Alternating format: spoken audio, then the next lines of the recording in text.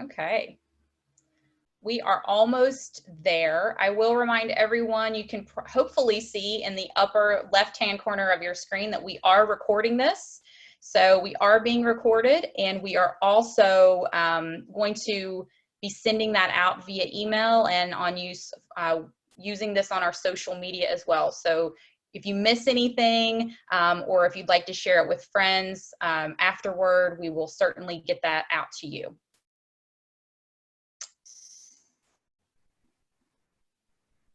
All right, Jan says Ryan Fouts is finishing a Parelli webinar, so some folks may be a little late due to that. We have this room for about 45 minutes, so we have a little bit of cushion, but I want to go ahead and first of all, welcome everybody, sorry, and of course, introduce Janice. Thank you so much for all of those of you who are joining us or who are signing up and watching this later, for supporting Janice, for supporting Your Horse Life, and for supporting the Parelli Foundation. That's how you found out about this, I'm sure. So we appreciate that so much. We thought at the foundation that we would try to give you some things during this time when we're all in kind of a weird spot with COVID-19 to learn and live a better life with your horses. And I know that this is definitely one of the best first steps you can take in doing that, is caring for yourself and your body as a rider. Please use the Q&A feature or the chat feature to ask questions. I will go through those at the end and we'll ask Janice some of those questions. And if you are new to the Parelli Foundation and this is your first touch of what we do, or you're curious, of course, afterwards, go to ParelliFoundation.org to find out more about us, and you can always reach out to us at any time if you'd like more information. We are almost there with our numbers, so with no further ado, I would like to introduce our presenter, Janice Dulak, who of course created Pilates for Dressage. Janice is a former professional dancer, a Pilates master instructor trainer, and a USDF bronze medalist. She is passionate about helping riders achieve their riding goals. As a rider, she has been able to effectively transfer her knowledge of dance, Pilates, and body control to her love of dressage. And I encourage everyone, after this is over, do not pass go, do not collect $200, head straight over to PilatesForDressage.com to learn so much more about her and this incredible program. So I'm going to turn this over now to Janice.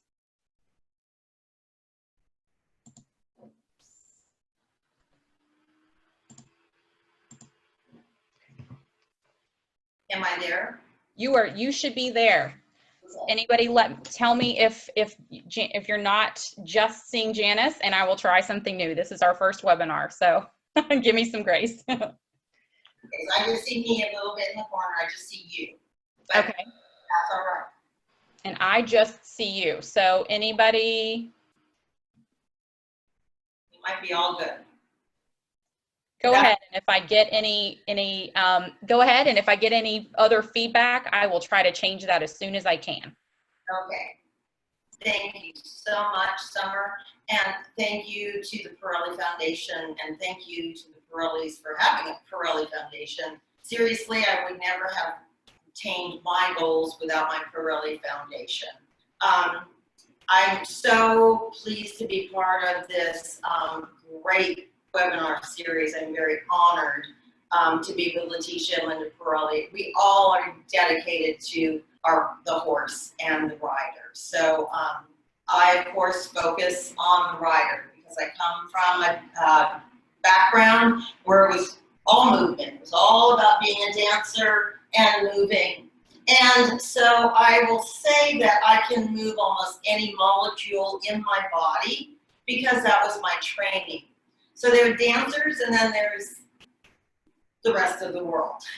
Because a dancer has a training that, because we express through movement.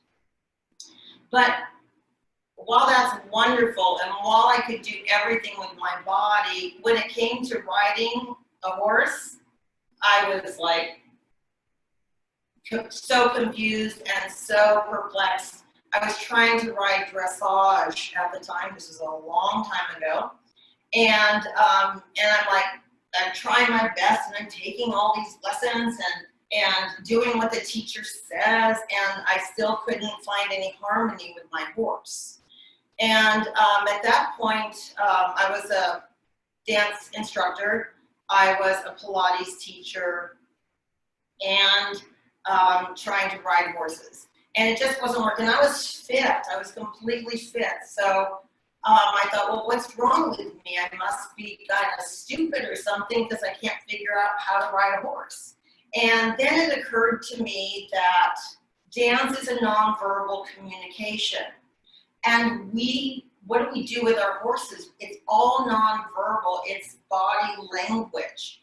And natural horsemanship people, Linda, they are like experts at communicating with their body. But some of us, not so much. So, long and short, my journey took me to start, instead of taking lessons, it brought me to in my body and what I could do with the body. So what I did, I went out and got on my horse, and I would ask her questions.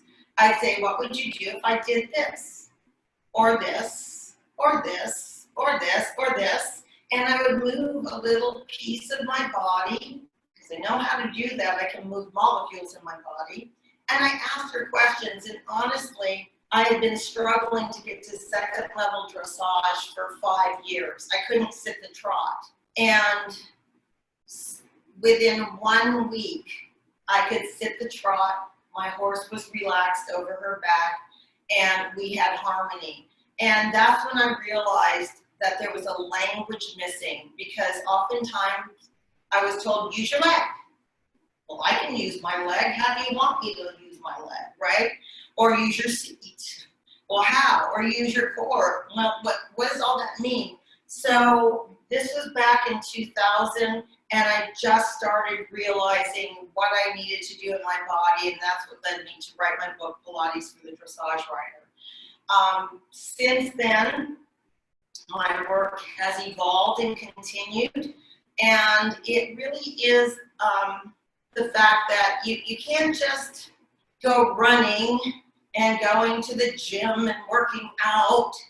It doesn't really work. It will make you fit, but it's not teaching you the language of the horse, right? What we do in our bodies, the horse is going to do in their body. So we oftentimes don't even know what we're doing in our body, right? I didn't know. I was sitting on my horse incorrectly in a way that made her actually probably be in, some discomfort. And so that language of the body is what I've had body work. I've studied Alexander technique. I've studied Feldenkrais. I've studied every body therapy there has been. And Pilates was the most succinct language for me to help people understand how to use their body, okay, to ride their horse with more harmony. And I've been working with Linda Parelli since 2008. We've worked together, and I've helped her understand her seat position. She was a master, of course, at just brilliant at all the groundwork and riding bareback and bridles. I remember she said, I can ride bareback and bridles and jump anything, but I can't do dressage. So I was like, well, I can teach you how to do that. And so Pilates is just a really good movement vocabulary to help you understand how to communicate with your horse, how to change your posture. As you know, with horses, we often have to change their posture. Sometimes they're hollow in the back. They don't have correct biomechanics. And the same thing in our bodies. I often feel like I have a little bit of an uphill battle, because it's easy to look at the horse and go, well, the horse needs this, and the horse needs to do that, and the horse should do, and then the rider goes, oh, you mean I have to do something? Kinda, yeah. And I had a little talk with Linda and her students in January. It was pretty funny. I went to teach them a little bit. And I said, I kind of have a little bit of a problem. in that every time that I go to ride my horse, I do a little Parelli every day. I do a little Parelli. I do, you know, maybe circling, getting sideways. I do something, and then I ride my horse, and I looked at them and I admonished them. It's like, have you been doing a little Pilates? And they were all like, oops, busted. So one of the things that I'm trying to bring to riders is the fact that you have a responsibility to create in your body a posture and a biomechanics to create harmony with your horse, okay? Because again, all the groundwork, all this emotional groundwork that you do is awesome, but then you're eventually gonna sit on that horse. And to understand how to use the body, I was a professional dancer, and I have to tell you that learning to ride a horse is a lot harder than learning how to dance, because for one thing, when you are in a ballet class, the floor doesn't move, right? It's like the floor is steady. So now you're on your horse trying to find some stability, but the floor is moving. So that's why it's important, and trying to bring this to riders, it's important to start to learn how to use your body off the horse, where you can find stability, okay? So what Pilates does, Pilates was created in the 1920s by a man named Joseph Pilates, and it's a way of exercising the body to rebalance the body. A lot of people think that balance in the body is standing on one leg, and that's not really balance. Balance in the body means you take every muscle group, for example, biceps and triceps, and you have to have equal strength and flexibility on both sides of the joint, okay, on both sides. So that goes for abdominals and back, hips, and the back of hips, okay? Most people do not have this balance. So Joe Pilates was brilliant. He also watched animals. One of my favorite quotes of him is, he says, ever see an animal lift weight for fun? No, they don't. Animals stretch, and they, you know, reach a leg out, and they round their back, and they do the downward facing dog. So they are using their bodies to create the balance within themselves. So one of the first things that has to be addressed in most everyone's body, I've never met an abdominal wall that really wanted to work, okay? We're usually in our back muscles, and we're also in the front of the hip muscles. Okay, that's just typical for most people, especially riders.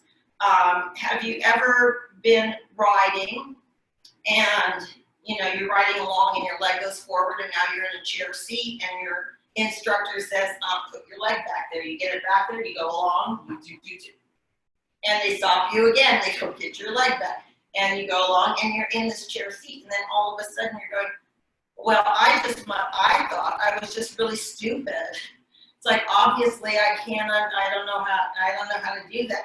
And then I realized it wasn't that I was stupid or uncoordinated or incapable. I realized that I had a tight hip, right? And when you have a tight hip, that means back here is loose. When you have a tight back, that means your abdominals are loose. So it's just kind of this, Pilates is actually dressage for humans. And we have to balance our body, our musculature, because we are predators, right? So all of our, I'll get into a little sympathetic nervous system, our fight, flight posture, it's in our bodies, even the best of them, it's in our bodies, until we understand the other nervous system. It's a parasympathetic nervous system, and we work Pilates works what's called our stabilizers. So we have our mobilizers that take us around everyday life, but we have stabilizers, and the stabilizers are what are the opposing muscles that I was talking to you about. Once you start to understand how to balance the musculature in your body, you become more stable. And of course, the more stable you are, the more harmony you're going to create within your horse. So the first thing we do is teach people to balance their bodies in Pilates, is to activate the core abdominal muscle, okay? And I kind of hate the word core, but everybody uses it. I like to think less of core stability as more spine stability, okay? So we can all do this. I don't know where you are. I hope you didn't just eat dinner or lunch. But I want you to sit where you are comfortable and notice that gravity if you're just relaxing, your stomach is probably hanging out even if you don't have a stomach, okay? So just right now with me, because this is one thing you can take away from this webinar, is just how to use your core abdominal muscle. You can put a hand on your back, on your lower back, and put a hand on the front of your abdominal wall. And push your stomach out. Really push it out. And then never, ever, ever, ever do that again. Okay? So now you know what that is. We're not going to do that. So hand on your back. But we can do it one more time because I want you to see what happens to your back. So put your hand on your abdominal wall and push your stomach out. Do you feel what happens to your back?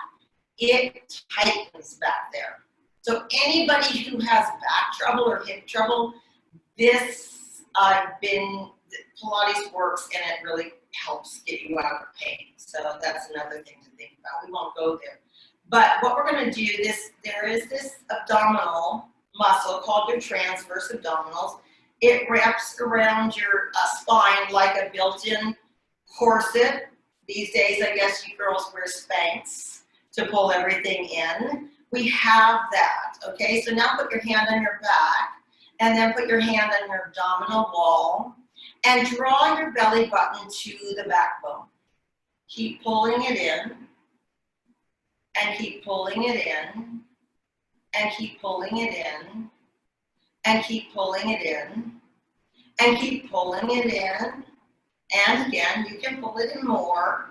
There's no end to how much you can pull that in, and then release that. So it's going to be interesting to hear maybe what you feel. Let's try that again. Hand on your stomach, hand on your back, and pull the abdominal wall, your transverse abdominis. That's what the muscle is. It goes all the way around here, and it's kind of like, well, especially during this time when a lot of us are staying at home and maybe eating too much, and then you put your jeans in the dryer and then you try to put them on and you have to suck that in. That's the muscle. That is your transverse abdominis, and that's your core abdominal muscle. And then release. And I hope the hand on your back, you felt that your spine lengthened and expanded. And if you felt that, that's exactly what a dressage horse has to do. It's the exact same musculature. So Pilates is dressage for people. But it probably felt good. That's the idea. And that is the muscle that is going to stabilize your spine. So when we ride, the horse is literally lifting us up and carrying us forward in every step of the horse. So if that happens, right, we would be really kind of doing something like this. And you might see people who ride and they do something like this, where their lower back goes up and down or their head bobs like this, so that we have to take the motion somewhere. So ideally, we're going to take it into the stabilized spine, and then your hips are going to move, okay? But that's another story. So that's the first place that Pilates works. And Pilates for dressage is geared to train your body, to train this muscle so that no matter what I do, I can do anything, I can move anything, and my spine stays stable. And if you see riders who are amazing, I saw one of my trainers once, and this horse was going every which way. And they were just like this on the horse, completely stable. And then as the horse went, they just stayed right there. They held their position. And then finally the horse went, well, Fooey, she's not going to, react. So this training of the core abdominal muscle is really at the heart of Pilates and Pilates for dressage. And it takes work. It doesn't happen overnight. Just like the training of a horse, from a young horse, 3-4 years old, that's being started, it will take 10 years to become a Grand Prix horse. And what happens is people think, oh, I can do a few exercises and now I can, no. It's called training. You have to learn to train. You don't have to. But if you really want to be a responsible partner for your horse, you will do some training of your body. It's also, this muscle is also considered your self-carriage muscle. So I've been holding my stomach in now. I hope you have too. And then so pull it in again and then just drop it down. And you feel that? Probably a lot of you ride horses like that. I used to. I just sat on my horse and I rode. And I wasn't carrying myself. Have you ever had a cat fall asleep on your lap? And then the deep they get into sleep, they weigh heavier and heavier and heavier and heavier.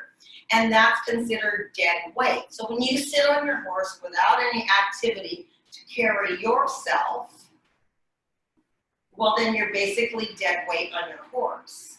And you know how that feels. A sleeping child weighs a ton. But if a child is awake and they jump into your arms, they're pretty light. So when you sit on your horse, if you are just sitting there without any awareness of what you are doing, let alone biomechanics to create better movement with the horse, you're just dead weight on the horse. So I feel that riders, and again, it's a little bit of an uphill battle for me. It's much easier to look at the horse and think what the horse has to do. But I really think that riders need to take a responsibility. It's a partnership, horse and rider.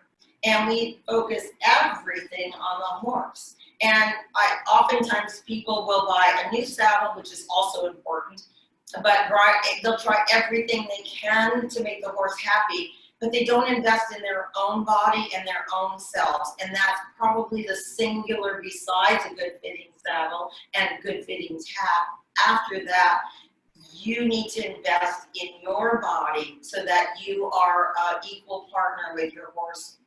I always think, would say, like, if you and your husband decide to go ballroom dancing as an activity, so you're going to be really good about it. You go and you take your ballroom dancing lessons and you learn from the pro what to do with your legs and where to go. But your husband goes, I'll just meet you on the dance floor on Friday night at 8 o'clock. I'll see you there. And then you come in and you're ready to go and he steps all over your toes. It's kind of not fair, right? So I just think that what I teach it is a little uphill battle, because means you have to do a little bit of work.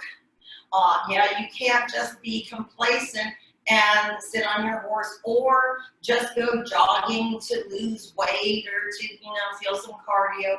That you really actually, if you really want to be a good partner, you will study your body and your biomechanics and start to learn how you influence your horse. For example, if I'm sitting on my horse, my head's going to be cut off. All right, so I'm here, and if I'm sitting, just even how I sit on a horse is going to affect them. So right here, I've got a hollow back, and that's how I rode for years. And see a lot of people who ride this way, their legs are sort of chair seat forward, and they're sitting kind of on their crotch, and their back is here, and these are the people that, kind of do this, riding their horse. And all you're doing, and remember, you're speaking to your horse, so then your horse is going to do the same thing. They're going to drop their back. I'm telling them to get their hind end out behind them. I'm telling them to push the forehand down, and I'm kind of counterbalancing on the horse. So if you're sitting in a chair, if you can rock your pelvis forward like this, and you'll see how your abdominals, try to pull your stomach in, and it's not going to work. It won't happen. So you're going to have to lift that pubic bone up off until you rock back on your seat bones. So you're sitting more on top of your seat bones, maybe a little bit back further. That all comes from the abdominals. So just play with that again. Drop forward, arch your back. It doesn't feel horrible. And then start to lift your skeleton up, lift your pubic bone up, pull your belly button to your backbone. And if you have a friend around that's part of your family, that you can have them get down to be a horse for you and play with this on their back. It's amazing how much lighter when you lift your stomach in, how much lighter you become, so you become in a self-carriage. Learning how to do this is more than just pulling your stomach in, and it's more than just where you put your seat bone, but it's a start. And it's something that everybody can do now that you've been in the webinar. You know you can pull your stomach in, and you know you can sit on your horse a little bit better for the horse's comfort. Again, when you rock back there, you're lengthening your back, you're feeling your self-carriage, the horse can lengthen his back, drop his haunches underneath you, and you give them space to lift the withers. So these are just some little tidbits on what I do with Pilates for dressage. Thank you for listening to me go on about this, because I'm really, really, really, really passionate about teaching and passionate about sharing what my horse taught me and what my mentor, Romana Krzyzanowska, taught me. So when we go back a little bit, Joe Pilates created Pilates. He called it Contrology. And Romana was his protege, and Romana was my teacher. So that's my lineage, and I'm just always on my knees and grateful for everything I learned, and then also grateful to my first horse who, when I would after the questions, she answered and she taught me this, and I'm grateful to be able to share this with you. And I hope everybody is safe and happy, and think about if you can start working on your body now.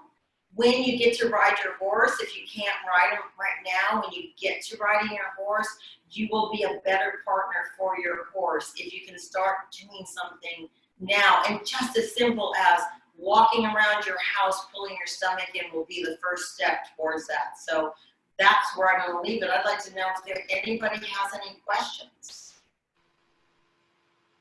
Yes, thank you so much, Janice. I know that horses everywhere are so grateful for everything that you just said and everything that you teach with your program. Please use, to all of those attendees, please use the chat to ask a question, or you can use the Q&A. The chat is probably a little bit easier. I do have a couple of people who have texted me questions, personal friends and whatnot. So the first question, Janice, my back hurts when I ride. I think that's probably common. Is Pilates something that can help me? Absolutely. So I was a professional dancer, and I lived at the chiropractor office 3 days a week because I was in so much pain. When I started Pilates, within a year, I fired my chiropractor. And that's after years of using a chiropractor. Most back pain and hip pain is caused if it's musculoskeletal, meaning not a damaged disc, right?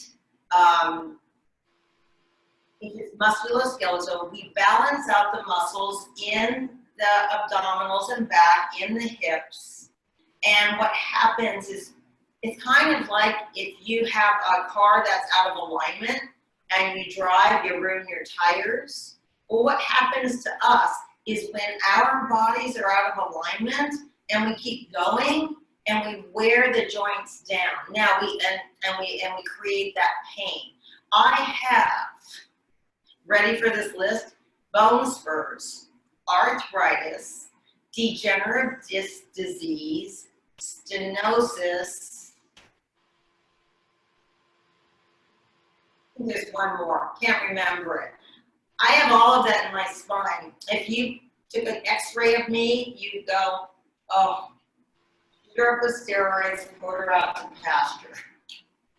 Because, but what I've done, and what I've been able to do is we realign scoliosis. We realign as much as we can the skeleton to have a better alignment, like your car, so that your body can function with a better biomechanics, and then that eases the pain. So other than getting up in the morning and having a little bit of a stiff back, I ride, I was riding 4th level to St. George Dressage, and my back doesn't hurt me. So absolutely, if you have, that's how most people come to Pilates, is they have pain. You know, but those of you who don't have that pain, don't wait until you have it. Good point, Janice. Lots of questions coming in here. One, how do you distinguish between the benefits of Pilates from yoga when applying to riding? Well, it's kind of hard. That's a good question. It's a little bit hard because there's a lot of different yoga practices, right? There's a lot of different kinds of yoga. So I will speak to the yoga that I know, but I know there's differences. So in the yoga that I studied in as a dancer in San Francisco, we did a lot of posing. We would strike a pose, a stretch, and we would stay there. And we'd stay there, right? And then you strike another pose and you stay there. It was a pose. And while that may be beneficial, Pilates is movement. We're learning to move with our core abdominal muscle in all different ways, and we're always moving. And in life, we're always moving. And on a horse, for heaven's sake, we are moving, right? And we have to, so to me, that the training of Pilates is how do you stabilize within movement. But again, I don't know all the different types of yoga, but in general, we work on movement. Super. So there's a group of questions here that all I think go together. People are asking about, do you have videos? Does your book include exercises? Talking about videos and online courses, and also how to find the best Pilates instructor, or do you need a Pilates instructor? So I think all of those probably go together and can be answered by you in one fell swoop. Okay. So I did put out my book, Pilates for the Dressage Rider. This was put out in 2006. I met Linda in 2007, I believe. And there are exercises in this. Now, the funny thing is I can't learn anything from a book. I was a dancer, I'm a visual learner, right? So people who are good book learners, I have a book. Then I realized that people like me, I'm a visual learner. I created the companion DVD, Pilates for the Dressage Rider, which kind of goes hand in hand. So, but if you're not, if you're more visual and take, cues from a voice, that's a good DVD to get, or that's a way to learn. But over the years, and I have another one, the 9 Essentials of Pilates. That was another DVD to kind of help spot train different things. And then I realized that while most of my books are on somebody's shelf, and they just gather dust. So I decided that, because this is what, maybe a $30 commitment. And sometimes when you have that, it's easy to put on the shelf. I know a lot of people, somebody even just said on my Facebook, it's like, yeah, I got to get that DVD out. It still is in cellophane. How long has it been there? Anyways, the other piece is, that's why I decided to create the online course. It is a 6-month course of study. It's a college level course, okay? I taught college. And because I realized that even though people are trying to do my work, they're not really that successful. It's hard. It's kind of like, it's home learning anything. You get something out of it, but it's better if you had a teacher live, right? But oftentimes there's so many different Pilates teachers out there. It's hard for me to recommend a Pilates teacher unless I know where they've trained. Romanis Pilates is my training, and most Romanis Pilates teachers, you can count that you're going to get some good Pilates. But then, just like natural horsemanship, there's 18,000 varieties. There's 18,000 varieties of Pilates. I know what I know, which is from Romanis Pilates. But the online course, I realized that there's people who don't have a good Pilates teacher then, and they're in places of the country, they just don't have a good Pilates teacher. Maybe it's taught at their gym, and they try to go there and they hurt themselves or something. But so I put together all my work into this online course, and it's a big commitment. It's financial commitment, and it's but you're committing to yourself to change your body. And what I do is there's 5 modules. You have 6 months to do them. But because I know people are really anxious and want to, you get 1 whole month to spend with module 1. You do not get to go on to module 2 until you spend a month with module 1. Because I know we're anxious, and if I let you go through the course, you'd all be done in 2 months, and you go, well, this doesn't work. But change takes time. So over a 6-month period of time, people find that they're changing. It's just like taking a horse out of the field and expecting them to be 2nd-level dressage. In 2 months, it's not going to happen, right? It takes time to change. So that's why I developed the online course, and that's part of the special offer, Summer, that I'm going to give to the people who signed up for this webinar, because in this moment, most of us have a lot of time, and so I'm doing a special offer to help you during this time of shelter in place. I hope that answered some of those questions. Yes, I hope it answered all those questions that were, kind of alike or went together in my mind anyway. If not, you can reach out to us afterwards, of course, with those. A couple of more I think we have some time for. One is interesting. Are there any musculoskeletal conditions that you find can be especially challenging when it comes to developing a Pilates program, such as myofascial pain syndrome? I've been teaching Pilates for 30 years, and there's basically nothing I haven't seen.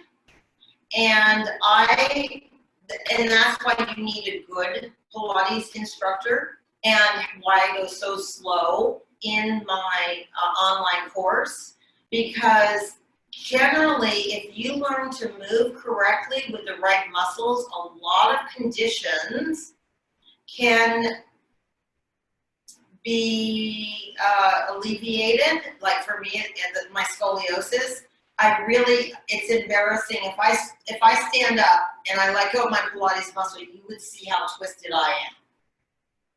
But I have learned to hold, to not let that twist. I'm not going to change that twist in my body. It's there, it's calcified, it's there. But I can keep my body square and keep my skeleton. So in general, I find the slower people go, and the more they understand what they're doing, the more they can empower themselves to overcome some of their issues. I think that's a great answer. Coming from someone I have some issues with inflammatory disease, etc. And Pilates really scared me going into it. But it's been incredible, and I know it's helped me personally, but I know my horse is thankful too. But I don't think it's something we need to be scared of. I love what you just said about moving into things, moving into it slowly and doing it for you and how you should be doing that. And one more question. Sorry. So in my online course, get to learn 4 exercises in a month, only 4. And I know you're like, oh my gosh, only 4. It's like, yeah, because you have to educate your mind, there's lectures to understand why we're even doing that exercise. What is it doing to our body? And when you start to understand origin and assertions of muscles, and then you understand why we're doing the exercise. So and when you do that, usually it can unwind. And that's a little bit different, Summer, between Pilates and Pilates for dressage. Absolutely. Thank you. I think if you have time, we have a couple of more really good questions. I wish we could get to all of them, but one is about shoulder blades. And I have had this issue in the past. Can you talk about tips for when you're working on bringing your shoulder blades back and together, and then have trouble with also raising your sternum to avoid collapsing, and after fixing your lower back and pulling your abs inward? I've struggled with this for many years, as I think a lot of us have at one time or another. So number 1, don't pull your shoulder blades back ever.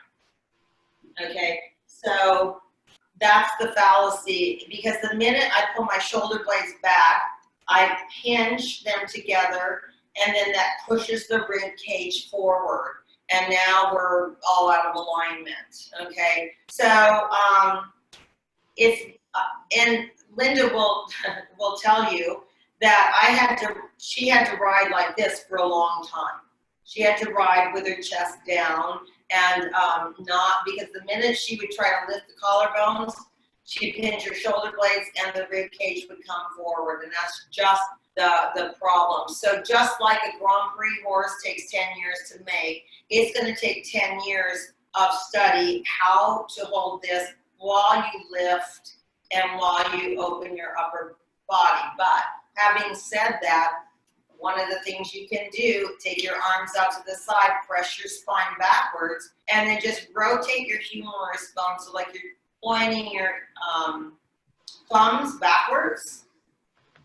And then from there, keep that stomach in, bring your arms down. You might feel a giant stretch across your pecs here. And then from there, keep that, and then bring your arms forward. So it's a lot of study to create that upper body, just as if it's what, I'm sorry, Linda, I keep referring to what you're creating in jazz, that lift of the withers and that upness. It's the same study. It's the same strength that the horse needs, that the rider needs, that strength here in order to open here. So I'd say get yourself into a good Pilates instructor, and or I have some great exercises in my 9 Essentials DVD that help to open and work the upper body. Super, thank you. Final question that we have time for right now. How does the saddle fit help, or saddle, I'm sorry, help with riders' posture or hinder it? Absolutely, it does both. It does both. So the one thing that you really need to make sure is that the saddle fits your horse and allows your horse to move, because I don't care what you do up there, if your saddle is impinging on your horse, no matter what you do in your body, it ain't gonna work. So you need to make sure that I ride in Letitia Glenn's saddles. It was the way my horse was able to start to come up to the pre-St. George. But your saddle has to fit the horse and give him room to move. And then for you need to train your seat so that you can sit in the saddle. I used to love saddles that put me in position, but it's a false sense of riding. You're just, it's a false sense of posture. Your posture, you have to work on. You have to have the saddle that fits the horse, and then you need to work on your posture, and also making sure that it's balanced front to back, because if it's tipping forward, it will put you in a tight hip. So a well-fitting saddle is essential to a good seat on your horse. Super. And that leads into our webinar next week, which is with Letitia Glenn in Natural Horseman Saddles. So if you're interested in more of that, which you should be as this 3-factor series goes along, please stay tuned for announcements about that. Janice, is there anything else that you would like to say before we move out of this webinar? Thank you so much for joining, for asking me, and for all of you joining us, because this is a really crazy time we're living in.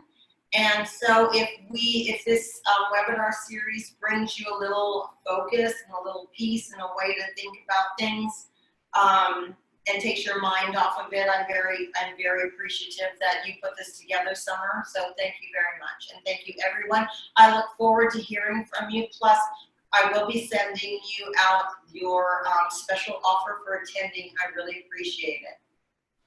Thank you so much, Janice. I hope everybody enjoyed this incredible experience. We're really trying to bring you some really incredible and invaluable knowledge, and I know that that's what Janice has just given us. So thank you so much to Janice. Thank you to everyone who's joined us. And don't forget, we are recording this. It will be distributed so you can watch it again and again. You can send it to friends and family, and you'll also be receiving an email with the recording, but also a promotion from Janice, as she said. I hope you do join us next week for Letitia Glenn, the week after that with Linda Parelli. So stay tuned to Parelli Foundation's website and our Facebook page for more information on that. If you would like to support the Parelli Foundation for any reason, but for providing these types of free webinars, you can go to our website. There's a donate button right on the front, or just peruse the site and see what we're all about and be in contact with any questions you may have. And we also take PayPal at Parelli Foundation. But we really just wanted to bring these really invaluable nuggets of knowledge to those of our friends who love people and horses just like we do. So thank you for everybody for attending, and we'll get this recording to you very soon. Have a great night. Bye, Janice. Thank you.